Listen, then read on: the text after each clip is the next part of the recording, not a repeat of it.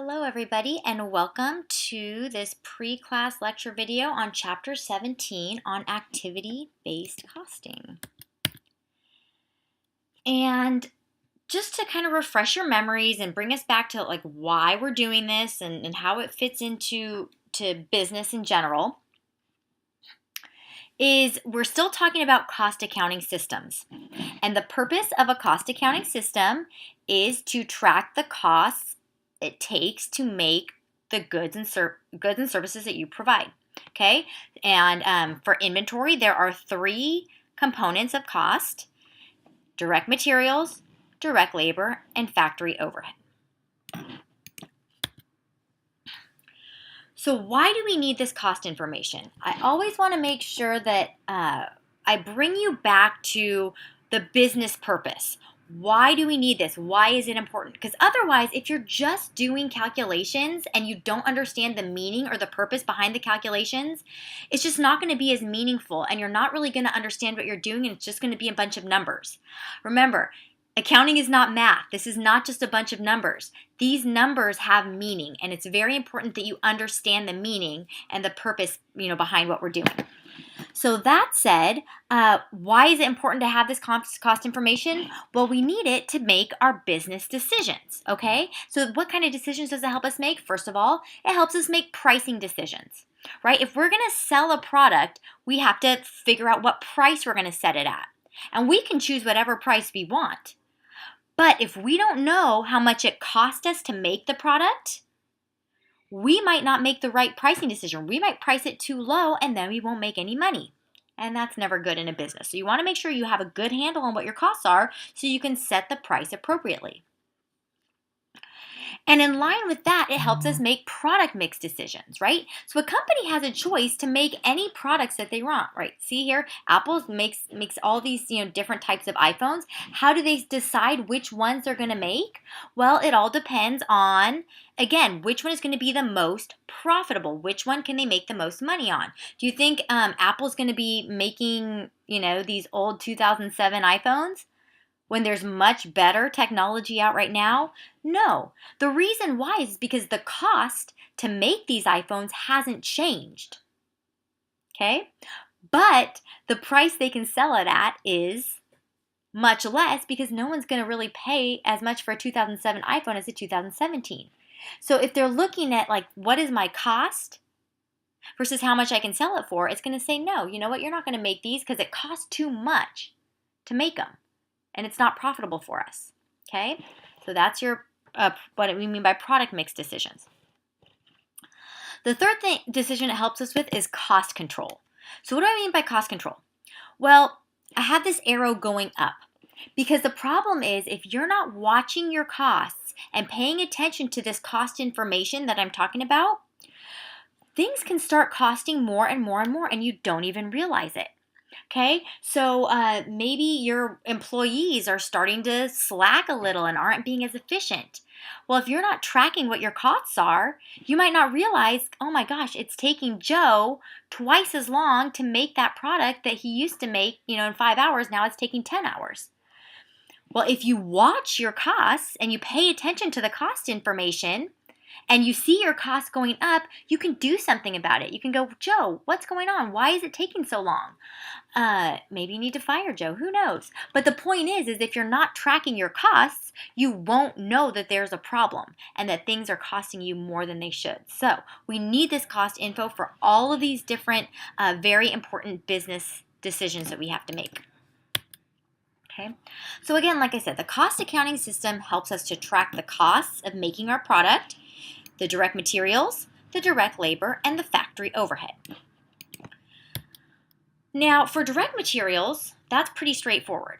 I know what ingredients go into my product, right? I can look at the cookbook, and the cookbook is going to tell me exactly how many cups of flour, exactly how many cups of chocolate chips, exactly how many eggs go into it. So direct materials are very straightforward. Same thing with direct labor, right? You've got your workers, working here, putting the cookies on the cookie sheet, very important job. And I know how long it's taking them because they have a time clock that they have to punch in and out. Now, I know this probably looks a little bit old-fashioned, and especially for you guys who are working, you might have like a little computer sign-in where you sign in at the cash register, or maybe you have a little card that looks like a credit card that you would swipe through a reader that would say, when you clock in and clock out. But that's essentially what this is. It's clocking in and clocking out. That's how we track exactly how much labor went into making our product. Okay? But what is not so straightforward is the factory overhead piece. And the reason why is because it is indirect. Okay? Meaning that the cost cannot be directly traced to a specific product. Right? When you talk about utilities and rent, every product is using it, and you don't know exactly how much is going to each product. It's not like, rent is like 3 eggs. I know 3 eggs went in. Well, how much rent went in? I don't know. How do you even measure that? Okay, same thing with the supervisor. The supervisor is supervising everything, and she doesn't take the time to track how long she spends on the chocolate chip cookies versus the oatmeal raisin cookies. She just knows that she's walking around the whole factory checking things out. And with the indirect materials, things like supplies, those things are like too small. It's not even worth measuring how much goes to each product. So for all of these things, it's not so straightforward. It's not easy to figure out how much goes into each product. Okay? So what we do to overcome that challenge of dealing with overhead is we do a process called overhead allocation. And that term allocation, and the book will also call it assigning overhead. But that term allocate really means to distribute. So what we're doing in the overhead allocation process is distributing overhead cost to the products produced. Okay, so here we have, all of our overhead costs, and we're figuring how much goes to product A, the cookies, and how much goes to product B, the cakes. And I want to remind you that this is all an estimate. We don't know exactly how much goes into cookies versus how much goes into cakes. We're just using an estimate because it's better to have an estimate of what your costs are than to have no information at all. Okay, so we're going with an estimate, and we're going to try to make that estimate as good as possible, as accurate as possible, so we can have a good handle on our costs, even though we know it's nearly impossible to figure it out exactly. Okay, so where we are in this whole process, sorry to flip back, so you understand what we're doing in this process, we're here. Okay, we're here in the factory overhead section. We're trying to figure out how much factory overhead goes into our product. Okay, so here we go. There are actually 3 methods that can be used to allocate overhead or distribute overhead to your products. And they vary in terms of complexity, starting with the most simple to the most complex. The most simple is the plant-wide overhead rate. The next is the departmental overhead rates. And then the most complex is activity-based costing. Now you might be wondering, if this simple method is acceptable, why wouldn't I just stick with that?